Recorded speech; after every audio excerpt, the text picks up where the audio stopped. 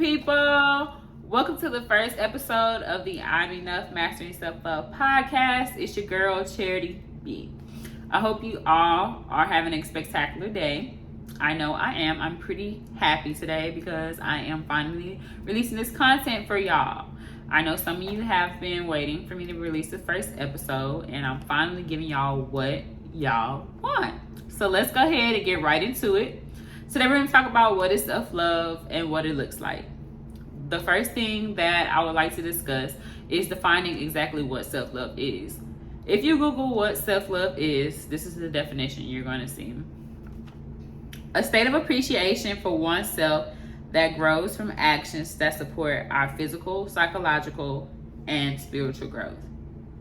Now that's basically what self-love is. If you ask me how would I define self-love or what things that come to mind when I think of self-love, I think it means when you love every bit of yourself to the fullest. Every flaw, every imperfection, every insecurity, every curve, even those lovely stretch marks, y'all. Some of us have those. I am one of those people. But I tend to think about self-love on a deeper level, not just like looking at your physical attributes or loving your physical attributes, because someone can love how they look on the outside but hate the person they are on the inside.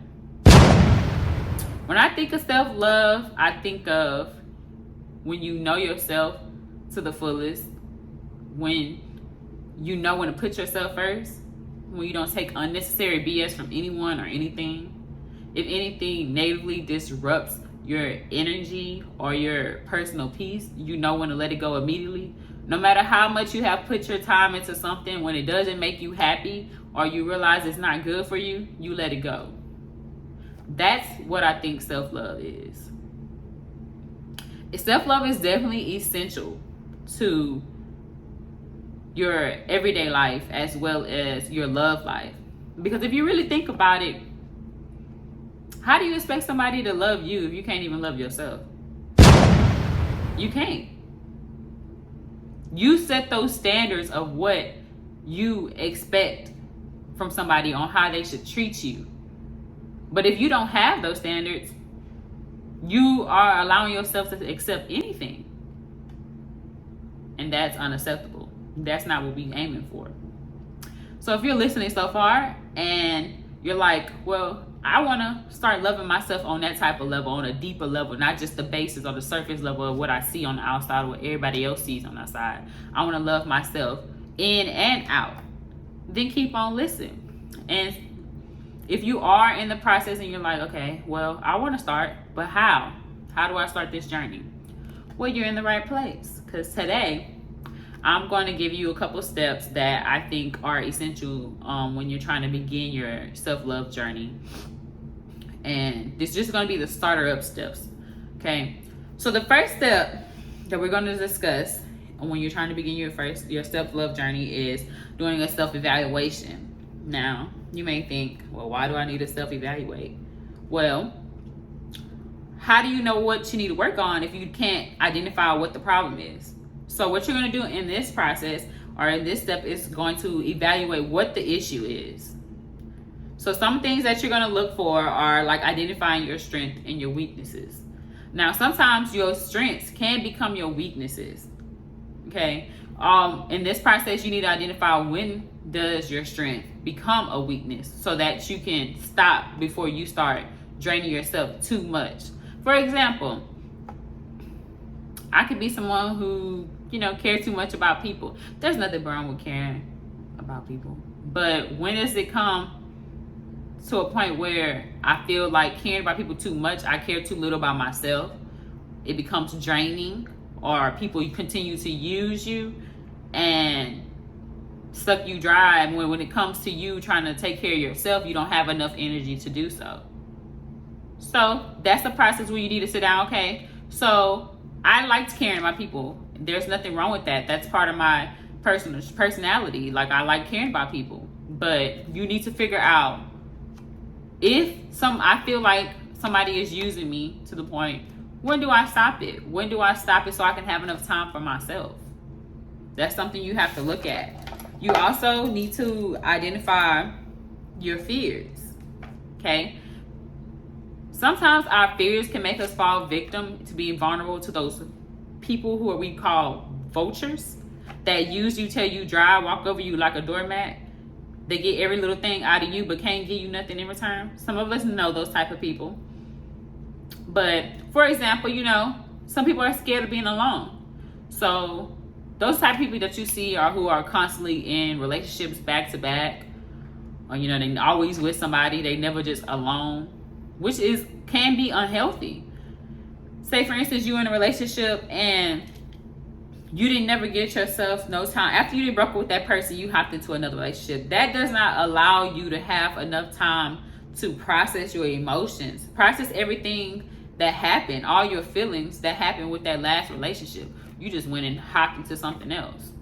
And it could be a problem because, say for instance, you hopped out of something bad, but you found a good person. But you're so toxic, or you so stuck in that mindset, how you were with that last person, you can't even allow yourself to be vulnerable with this new person. And you might be missing out on your blessings, because that's probably the person you're supposed to spend the rest of your life with.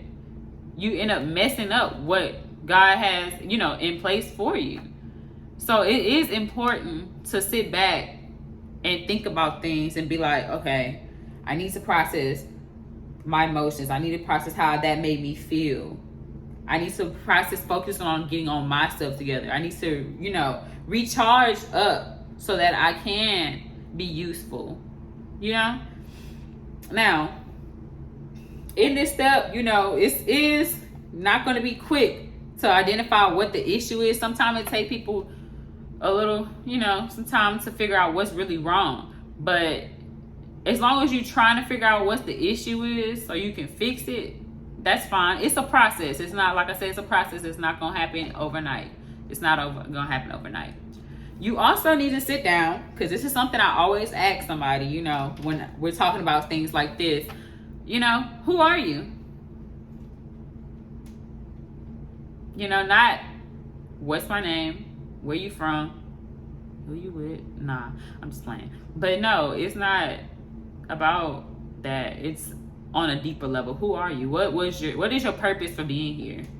What do you bring to the table? Who are you? You just take some time and think that through. I mean, you can ask me today, who are you? I am Charity, but I'm more than that. I'm strong-minded, confident, worthy to be loved. I'm unique, talented. Things like that. I can go on and on. But I ain't gonna do that. But yeah, you need to go through this process and figure out, who are you?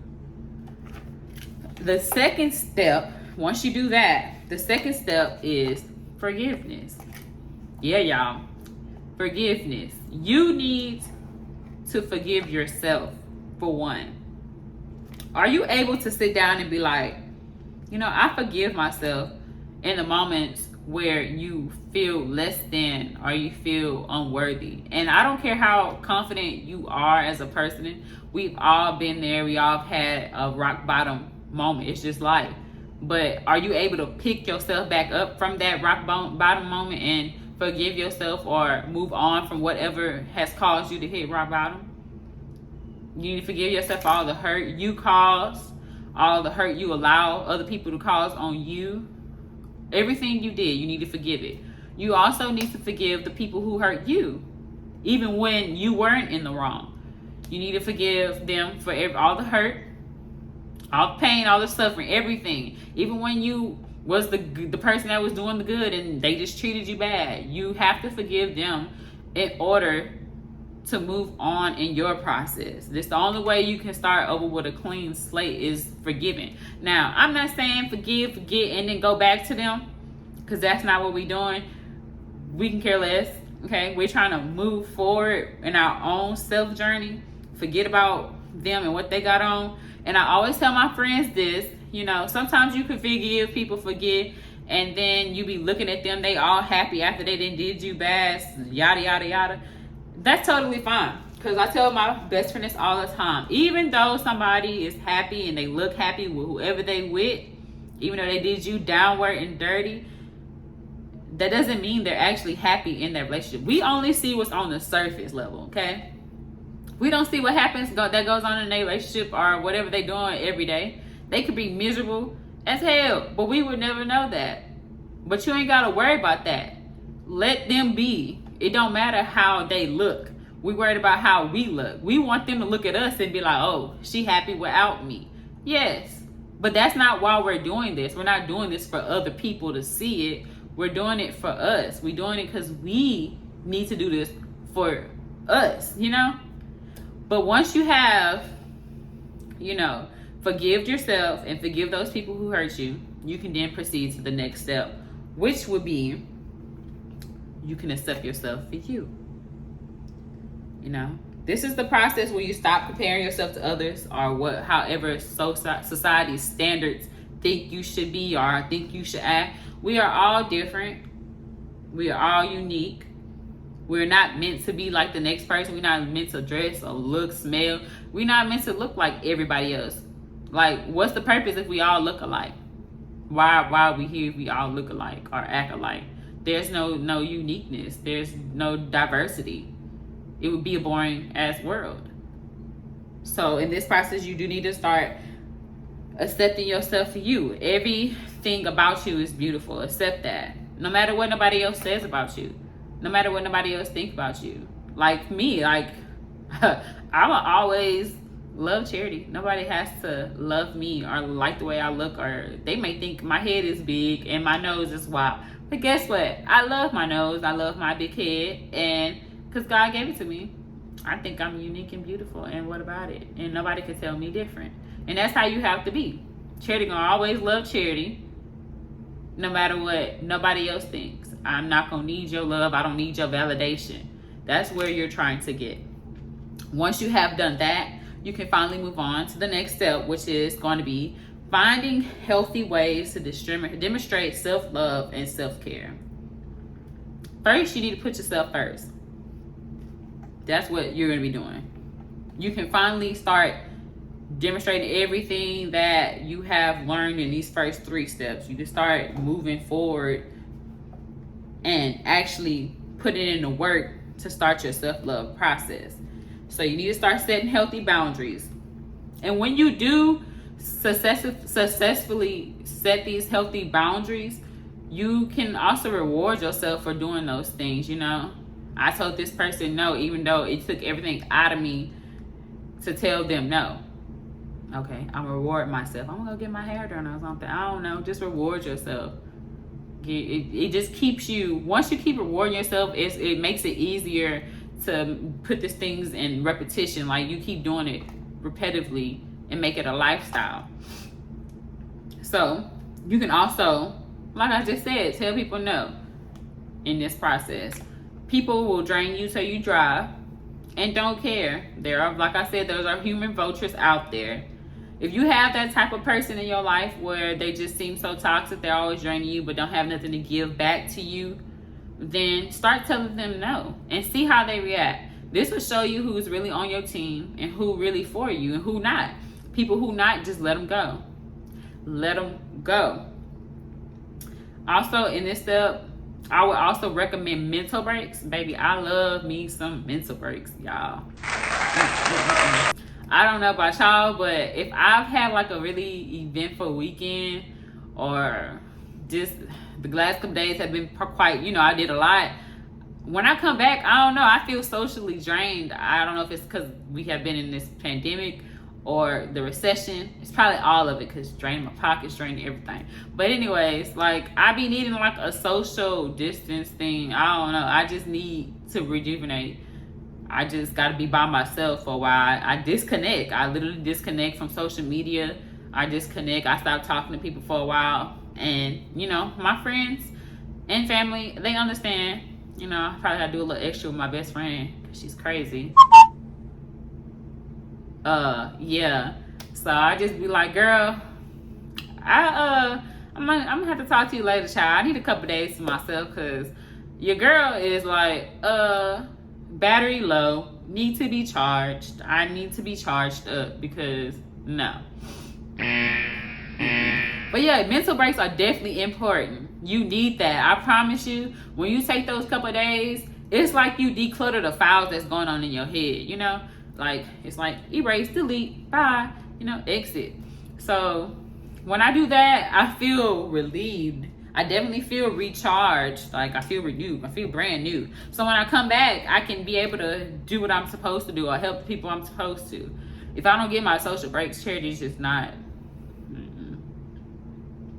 good one to talk to. If I don't get my social breaks, I'm just really thrown off in the head, you know? So those are very important. And if nobody understands that, or some people don't understand that you need a mental break, okay, cut that, cut them, snip, snip, snip, snip, because no, you need your mental breaks, child. I also think that when you are alone, this gives you time to learn how to be comfortable with the decisions and opinions you have. If you have nobody else around you to always give you their opinion, or, you know, throw that in the loop so you have more to think about, that allows you, if you are a person that seeks validation a lot, this will help you be comfortable with your own decisions, you know? Be like, you have your own mind. You're able to have your own mind. Sometimes hearing all that in your ear just don't help you none. It really confuses you a little bit more. So giving yourself that space or having that mental break definitely helps. You can also do actual physical care, you know. Go get your nails done, get your toes done, your hair done. I know y'all have your 30-inch weave in, y'all flipping it, y'all feel good, right? I know you do, because when you look good, you feel good. I don't care what nobody say. I get a wax and I be feeling about like that girl. I am that girl. Okay? So do physical care, you know, even going to the gym or doing yoga. I've tried to, like, sometimes I like going to the gym, but I've also, when I can't go to the gym, I try to like stretch for at least 15 minutes. I don't know about y'all. I'm only 24, but my body feel like I'm about 60. Okay? I wake up stiff, bones be cracking, muscles be aching, and I be like, child, I gotta do something, because I can't be sitting here looking like feeling like I'm 60 and I'm only 24. So I try to stretch for at least 15 minutes a day. I also want to try yoga, but we gonna get there when we get there, because the way my body is right now, I don't think I'm gonna be able to be doing all that yoga. But yeah, do stuff like that. Also, something called, you can also do mental care, like reading a book.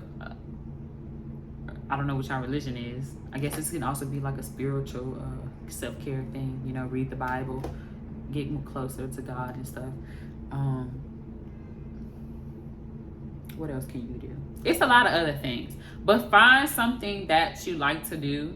And I would say you ain't even gotta take that long per day to take some time out to do things like this. You can do, like, you know, 5, maybe 3 minutes of journaling or yoga, stretching, whatever you feel relieves you. This is like some daily dose for your self-care for yourself. Take some time out for you. And once you keep doing stuff like this, after a while, it becomes part of your lifestyle. You won't need to, like, remind yourself, oh, I need to take 3 to 5 minutes out of my day to give to myself to just reboot for these 5 minutes. You'll be able to be like, okay, this is my time. You know, it'll just become repetition every day. And I promise you, once you start mastering your journey and stuff, and mastering self-love, you feel so different. I think it's definitely a mental thing, because you have to allow yourself to be able to think, okay, I want to change. I have to discipline myself to release, so that I can change, to have a new mindset, if this is really what you want to do. It can be hard, but in the end, it's definitely worth it. It's definitely worth it. I think that it's definitely worth it. So just to recap, what we talked about. We talked about what is self-love, what it looks like, and I provided you the 4 steps that you can use to start your self-love journey, which are, it's going to be doing a self-evaluation, then you're going to forgive, so forgiveness. 3 is accepting yourself for you, and 4 is finding healthier ways that demonstrate self-care and self-love. You know, that's why I started this podcast, because I wanted people to understand that, you know, you work so much, then you allow people to treat you. You have to want more for yourself. And me telling you, you know, this is a step, do these steps, that's fine and dandy, but you have to want to do it for yourself. You have to want that change. You have to want to get what you deserve. You deserve the best, nothing but that, no less than that, and you shouldn't allow people to treat you or misuse you. I've constantly seen, like, a lot of my friends, you know, mistreated because they have a good heart, and it's really sad. So that's why I started this podcast, for things like this. So it's gonna be a journey for both of us. We gonna process together. We're gonna walk together. And you know, for those out there, if you realize people do you wrong only because they see something in you that they don't have. So it's your job to sit there and be like, okay, well, what is it that causes people to be drawn to me? To make, like, what is it? It can be the toxic people and people who actually care about you. But toxic people really just be drawn to you because they have something you want. That's why they try to stick around and stay and try to keep around and drain you dry to make themselves feel better. But you need to figure out what that is so you can stop being drained. Y'all? But yeah. Stop relying on others for happiness. Stop relying on others for happiness. But y'all, that's all I have for you today. I hope you enjoyed this episode, and I hope to see you guys next week.